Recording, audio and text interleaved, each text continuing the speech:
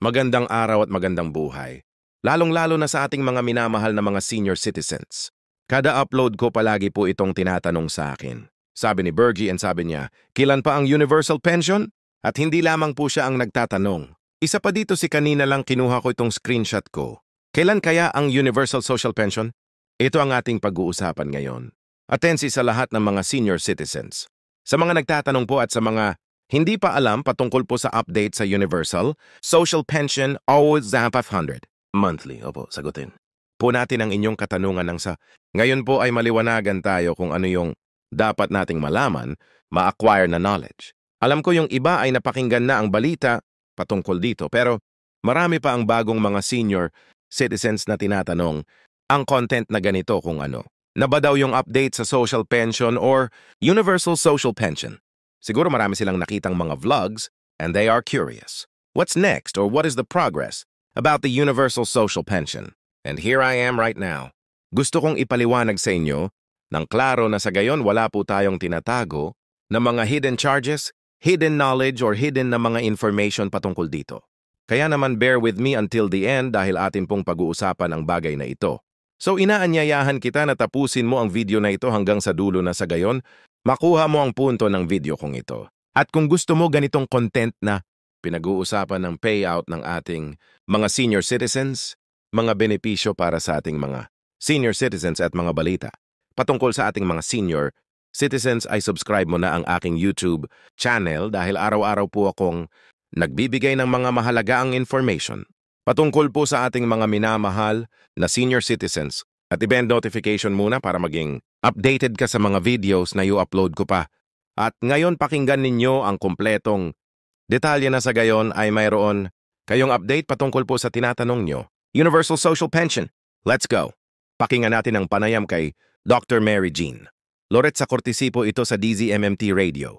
Ano ba ang kumbaga chances na ito hong isinusulong na Universal Pension Hike 1 na pinamamadali na nga ito ni Senador Risa Ontiveros ay makapasa sa lalong madaling panahon base sa ating pinuntahan na we were part of the Senate hearing nitong Miyerkules lang. Mukha namang ating mga mambabata, si Senator Erwin at si Senator Joneros ay talagang puspusan ng kanilang paniniwala na dapat ito ay maisabatas.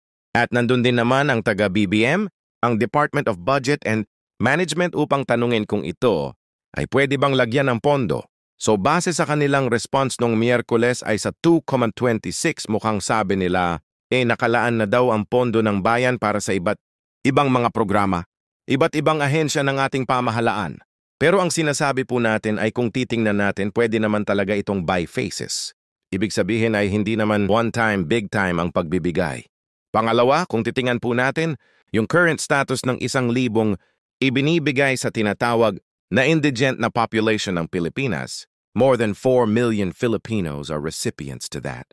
So kung gagawin natin siyang social universal social pension, ang mangyayari currently we have more than 10 million senior citizens all over the country. So parang may balancing 5.5 million na dapat bigyan yan. So gumawa din tayo ng computation na sarili natin sa NCST. Kasama doon sa aming position paper na ibinigay sa Senado. Makikita naman natin na kung talagang paglalaan siya ng pondo, pwede naman talaga yon. May computation po kayong sarili sa NSNCSC. Ano ho? Opo. Kasi professors kailangan nating tingnan dahil ako paniniwala, ako being a medical doctor at napansin ko na hindi naman lahat ng dapat ibigay ay ibigay natin. Ibig sabihin, there has to be a proper balance between our capacity, our economy, which the needs of other sectors and not just the seniors. Sa base sa aming computation, Peach 1000, kung ipapantay natin sa lahat, hindi muna tayo mag-wow. Determined. Ay siguro this is more doable and realistic, mister. So yun ang inyong sinusulong kasi nga universal eh. Kumbaga, wala tayong i-discriminate na sector no po ng senior citizen kung magiging universal kung magkanong ma-approve all you sector, all classes of people no na senior ang makakatanggap po ng that's correct, Professor Ricky, kasi kung titingnan mo, although sa batas nagsasaad, naman talaga na yung pinakawalang-wala, sila yung mauunang bigyan, So I would from that provision of the law kaya nangyari na meron tayong yung tinatawag na Social in July program which is currently being handled by the Sabali. There's a lot of questions about that. Pangalawa ay marami tayong naka-waitlist and pangatlo ay parang ang kinaning ng ating mga kababayan na base sa kanilang mga feedback, those that are not receiving the social indulgency program or those who are paying their taxes when they were still working. Pangalawa, whatever small pension they're receiving, that is because ano yung contribution na nagawa nila. So very valid yung kanilang sinasabi na bakit hindi kami kasama dyan. MX, nananaisin mo yung ating expanded centenarian cash gift kung saan bagong batas na ipinapatubad ng komisyon. 10,000. Binibigay agad ikaw ay umabot ng milestone age na at 85 at siya't simula. Marso 17 ng 2024, makikita mo yung probisyon ng batas. Wala siyang kinikilingan, hindi siya kailangan na mahirap ka, may sakit ka o sakitin ka or wala economic support. So it really encompasses everyone. Number, so wala siyang kinikilala. And when we are distributing that to our kababayan, nung may kaya man sila or wala tuwang-tuwa, silang matanggap nila iyon. Not really the amount, but the thought na isinali sila ng ating pamahalaan. Right? That's very right. Opo. So ma'am, yung binabanggit po ninyo, Dr. Jen, na tama po no. Ilinawin lang natin. So humihingi kayo na madagdagan pa ng 500 bukod doon sa i-universalize. Tama ma'am, no. I-correct lang po yung GAN na details. Bukod sa ma-universalize po ito, parang it's addition, kumbaga modification, doon sa umiiral na po nga yung batas, Expanded Senior Citizens Law. Gusto ninyong madagdagan pa ng another 500 eh. Ano po, Dr. Jen? Ang numero, ang current na yangang universal, social pension refers to iyon na ngayon. Kasi na current na social indulgency, program na tinatanggap ng ating iyong classified na apat. No, the criteria. Kaya 4.5 lang yung tumatanggap is only po for the universal social pension. It becomes 1,000 instead of PH 500. So, kumbaga, it cuts across whether you're receiving 1,000 or bago ikaw bibigyan. It should be status po at to 1,000 para lahat muna mabigyan. Ikasong yung isinusulong na ngayon na bill, there are several versions. Yung isa is 1,000, yung isa ay 2,000. So tayo, we have to be realistic in terms of capacity, in terms of our economy at capacity ng budget natin. Peach 1,000 per month for everyone. For the universal social pension, should be realistic already. Yun kasi dito po sa hawak ko din na I don't know if this release came from the office of Senator Ontiveros. Ado nga sa hearing po yung pinag-usapan, Senate Bill at L. Unfortunately, hindi ho ako nakasubaybay dito. Linga para kay Lolo at Lola. So, tama ho ba na siya yung nagsusulong po ng 1,500 monthly stipend? Yes, that's correct. At saka medyo si Senator Erwin, meron din siyang kanya. So almost similar. Subalit yung amin kasing stand niyan is we approve. We actually salute our senators for providing that. However, there are two things na gusto sana namin na sinabi ko din naman nung hearing una kung magiging universal siya. So ibig sabihin standard at 1,000. Kung PH, aba ang isinusulong baka pwedeng by facing. Ibig sabihin, let's start with 1,000 first. See how it goes because we want it to be sustainable as well. We want to know saan kukunin yung pondo na yan.